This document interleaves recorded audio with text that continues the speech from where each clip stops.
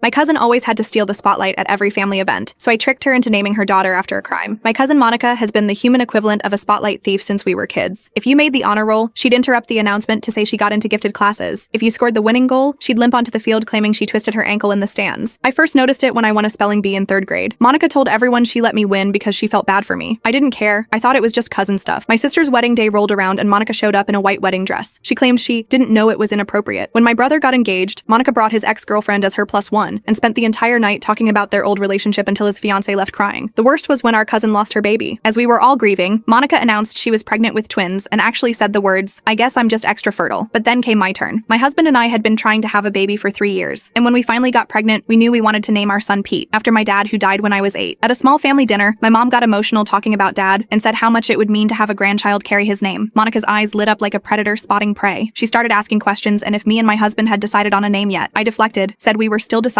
and changed the subject. 2 weeks later, Monica posted on Facebook with a post that made my blood freeze. "We're having another baby. It's a boy and we're naming him Pete. I had a dream last night that told me this was meant to be. Sometimes the universe just speaks to you." Comments flooded in praising her beautiful tribute while I stared at my phone until the screen went black, watching my father's name become another trophy in Monica's collection. That was it. I was done being her victim. If Monica wanted to steal from me, I'd give her something to steal that she couldn't give back. 2 years later, we were trying to move on, but Monica couldn't help herself. At my son's birthday party, she announced her 3rd pregnancy, turning my baby's celebration into her baby shower. That's when I got a brilliant idea. My husband and I spent weeks researching names and crafting the perfect trap. We'd give her a name so ridiculous, so devastating, that she'd finally learn stealing isn't good. A month later, I texted Monica that I was pregnant with my 2nd child, even though I wasn't. I gushed about how we'd chosen the name Felony, claiming it was an old family name from my husband's Norwegian ancestors that meant happiness. My husband played along perfectly, mentioning his grandmother's maiden name. She called to ask if we were sure. And just as I predicted, Monica's eyes lit up. She went into the delivery room already having planned to steal the name, and as soon as her daughter was born, she announced that she too had coincidentally chosen the name Felony for her baby, writing paragraphs about meaningful Nordic traditions and how the name spoke to her soul. She sent a short apology to me saying that since she already named her daughter that, I would have to change mine. The family group chat exploded with confused reactions. My aunt texted privately asking if they were sure about the name. My brother called laughing, thinking it was a joke. Even my mom, always supportive, gently suggested they might want to reconsider, but Monica doubled down, lecturing everyone about being close-minded and not understanding Nordic culture. I waited 3 days, letting her dig deeper, before commenting on her announcement post. "Oh wow, Monica. So glad you loved that name. We actually decided on Stacy instead. Felony was just my husband's joke suggestion, and it literally means crime. But you do you." The family group chat went silent. Then the messages started flooding in. My sister sent crying, laughing emojis. My brother wrote, "Wait, what?" My mom called me immediately, and I could hear her trying not to laugh. Monica tried damage control, claiming she knew all along and was just testing us, but she'd already written that name on the birth certificate. The damage was done. Thankfully, she paid to have the name changed before her daughter was old enough to remember. And wouldn't you know, she stopped trying to steal others' spotlight after that.